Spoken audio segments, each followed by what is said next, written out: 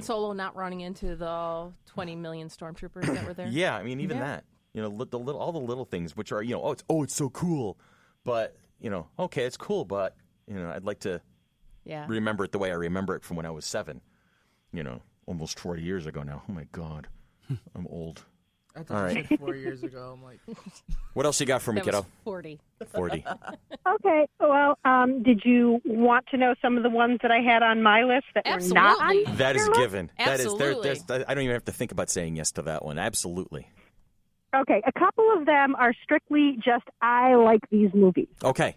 There's The Last Starfighter. Oh, see, a classic. And like I admit freely, like I said earlier, it was really hard to put my list together. Was that the one that came to like to Earth and it was part of? No, the kid was playing the video game and it was actually a recruiting tool. And so the alien nation came and found him and recruited him.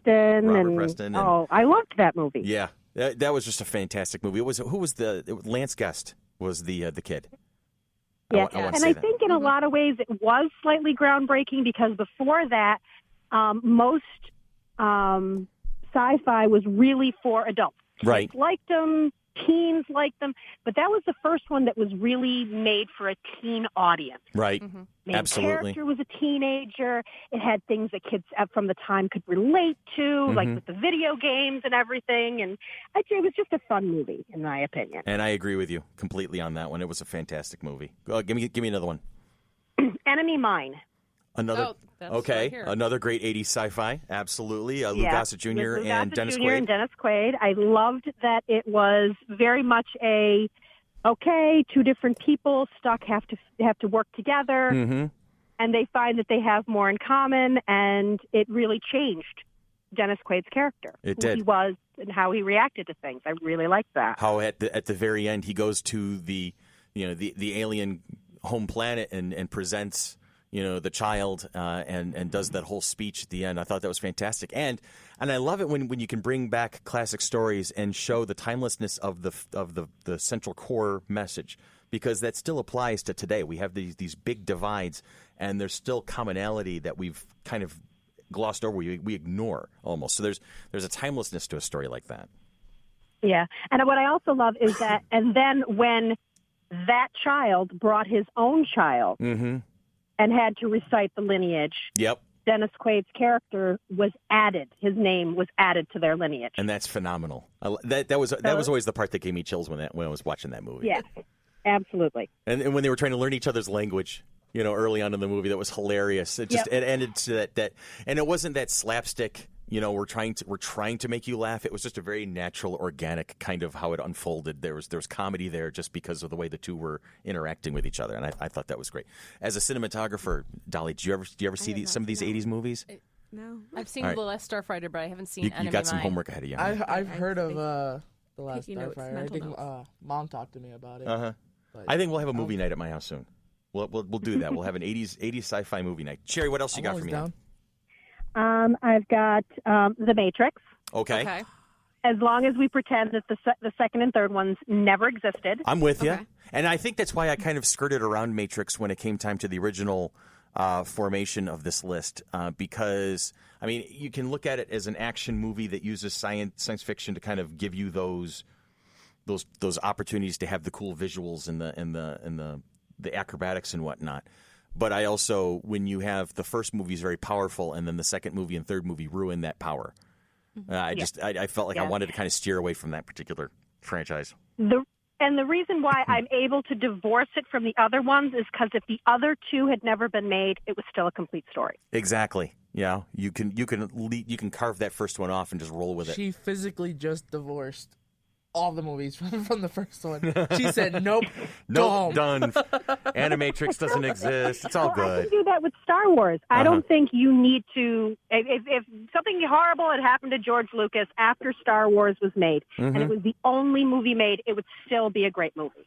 And I still think it would be that franchise or that global cultural kind of impact. It still would have that kind of impact to this day. It didn't need to go any further than that and be good. So that I can divorce Star Wars, whereas I can't Empire Strikes Back. Okay. And because of Return of the Jedi. Yes, because it was part of one story. I'm with you. I'm with you. See, So Empire and Return of the Jedi are stepchildren. They're one movie in They're two. redheaded stepchildren. don't say that. Don't say that story. when you have a redhead on the phone. Don't say that. I just said stepchildren. I didn't go anywhere no, else. Dolly threw the redheaded stepchildren in. I actually, you know what? I dated a redheaded stepchild once. They were really not that much of a problem. She was really kind of nice. I'm dating a daywalker. Hey, I was a redheaded stepchild. There you go. No, I was blonde as a child. You so were, yeah. I was that's going not to say. natural. So That's all right, honey. All right, what else where are we going from here? okay, the next one is very problematic, Okay. and I will not go down with this ship, but it's one that I enjoy, and I think visually it's fun, and that's Tron. You know, okay. No, I'll respect that. Yeah. That's cool. I never did see the second one that came out a few years ago. I've seen Tron Legacy. How was it? It was good. Was it good? Yeah. I know Olivia Wilde was in it, and that's definitely a draw for my attention because, guy. I'm good with that. But It doesn't hurt that Bruce Boxleitner was just here. see, he was just here, so it's definitely on the forefront of my mind. No, Tron is definitely a quality add to the list. I won't argue that one. Now, was Tron the one they were on the bikes and they were going all And they had the around? There disc. was the game. You live in the computers. It was, I think, our first in-your-face exposure to an imaginary version of it, nonetheless, but virtual reality. That was our first introduction to virtual reality as a thing, as something that would pop up in literature and in film and TV and stuff like that. So I think that's why Tron was groundbreaking in that regard. Yes, I've seen both. Yes, you have. I've only seen the one. And I've seen the one often. And you know what? The dude is in Tron. Jeff Bridges? Yeah, Jeff Bridges. So, and Tron should just have, if they make a third Tron, there needs to be a rug that ties the whole room together. And then that'd be the perfect movie. I make a Big Lebowski reference and the room goes dead silent. I love it. That's not one of my favorite movies. Now, if you talk to Randy, he Yeah. would he Oh, he absolutely. loves Yeah, the Big your Lebowski. husband loves the Big Lebowski. But anyway, all right. So, where are we going from Tron? Okay, I'm quite the Trekkie, Yes, I do. but I am not a huge fan of the original series. I liked the movies, but not the way you did. So I had different views on the best Star Trek films than you Okay. did in your honorable mention. All right, and you and I have spoken about TV series, so I want to hear what you have to say about the movies. Okay, mine is my top is Star Trek: First Contact. Okay, Borg Hard, gotcha. Yep, loved that movie. Thought it was great. Mm-hmm. And I think of the newer ones, of the reboot, I think the first one is the most important. Okay. It may not be the best. I will agree Beyond was fantastic. Mm-hmm. But if the first one, if we hadn't been able to, as a viewing audience, accept the recasting of these characters, Mm-hmm. the next two never would have happened. Yeah, absolutely. The first one told us we could do that. This was possible, and it could be enjoyed. Now, I have experienced a lot of JJ hate out on the internet. I'm not a fan of the reboots. I know you're not a fan of the reboots, Billy. I'm going to ask you why, because I know we've talked about it before, but I know Cheri probably has not heard that because some of our discussions have been off air. But I'm going to say that for me, the reboot was phenomenal. I really enjoyed that first movie. Into Darkness was a little squishy because they did a retread of Wrath of Khan, which I didn't particularly appreciate. But I thought it was better. yeah, I mean, there's if ends, little bits. I didn't think it was a great movie. I didn't think it was a bad movie. But then I thought it was better than Wrath of Khan. You think it was better than Wrath of Khan? Really? Yeah. Okay, we're going to come circling back to that because I really need to. That's that now. Now the debate's going to begin at this point because for me, the two best of the original Star Trek movies The one with the whales.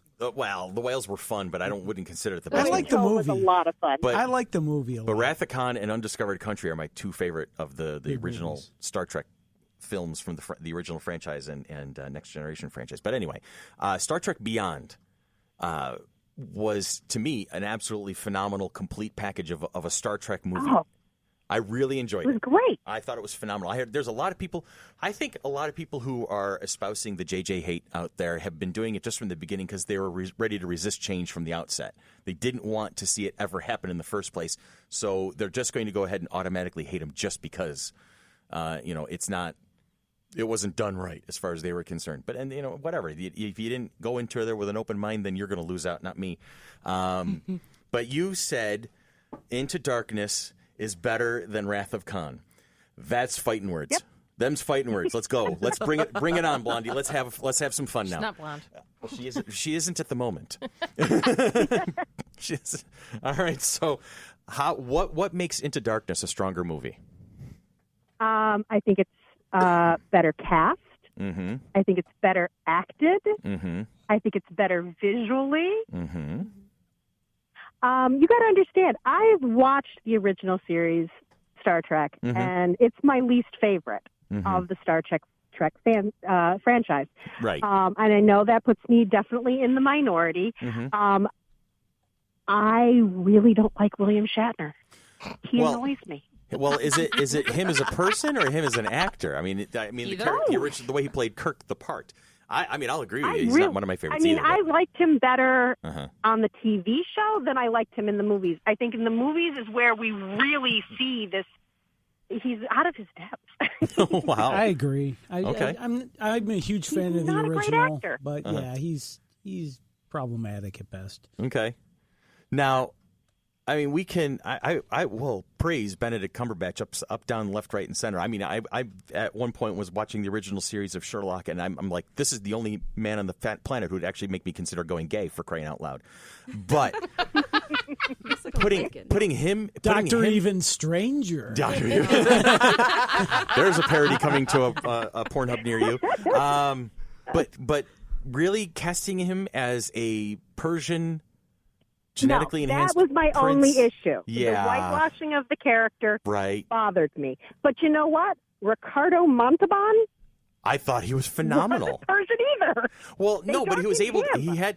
I think he had the look, the feel, the vibrato, this bravado is what I meant to say, not vibrato. Wow, Christopher, go get some more sleep. You just created a new Pokemon. Yeah, I did. Did I just create a Pokemon? I feel sad about that for some strange reason. But, the presence on screen of Ricardo Montalban as Khan, that's just one of those things that makes that movie work for me the most. The Too over the top. Too over the top for you. Yeah, but isn't that what some of that stuff was all about, though? Hmm? Isn't that what some of that stuff, especially from the era of the 70s and 80s, that's what it kind of is all about? But yeah, him on the TV show was fine. Okay. That was fine for the time period. Mm-hmm. But when Wrath of Khan came out, he was playing to the back of the auditorium in a movie. Okay. And that doesn't work for me. Okay. Benedict Cumberbatch, for all of his the problems I had with the whitewashing of the character, right. He was much more restrained. I thought that made him much more menacing. Okay. If I had the two of them in front of me, I would have been much more afraid of his Khan. Because he wasn't going to scream in your face all the time. Mm-hmm. There was an intensity that made him so much scarier. And this is supposed to be a perfect man. Right. Genetically altered. Yet he played him like he was a 30s villain. Okay. He should have had a mustache that he was twirling.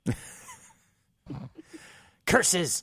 I would have gotten away with it if it wasn't for you terrible meddling kids in your mangy starship. Anyway, okay. Should I shave my mustache, Dan? You don't have enough of a mustache to shave, Ray. I used to. It's I don't crazy. know what happened. You've got like the big lumberjack beard, and then there's like this like a dead caterpillar across your top lip. It's like, what the hell happened to you, man? I don't know. Throughout high school, it was there. It was prominent, and then like I left high school and. Cheri, you've listened to enough of our podcasts. You should be used to tangents like that at this point. Yeah, absolutely. All right. So I'm going to have to agree to I understand your points. Yeah. I just, because for me, here's the thing. If Wrath of Khan did not exist, if Star Trek II was an entirely different badass movie that everybody loved, and then Into Darkness comes along and they tell the same exact story that they did in Into Darkness as it is right now, then I wouldn't be as bothered. But when you see so many strong similarities between Star Trek II and fundamentally the JJ Star Trek II, it's just like, okay, guys, come on. You could have gone in so many different directions with it, and you did that. Like when Kirk is dying in the reactor when it was Spock's turn in the original movie, and Spock is there outside the door, and he does the whole Khan scream. It's like, that movie lost me right there for about 5-10 minutes. I was just like, I'm going to get on my phone now and start texting somebody about something completely different because I'm so angry about that at the moment. Yes, Ray. As I said, this was not something that I knew that we were going to just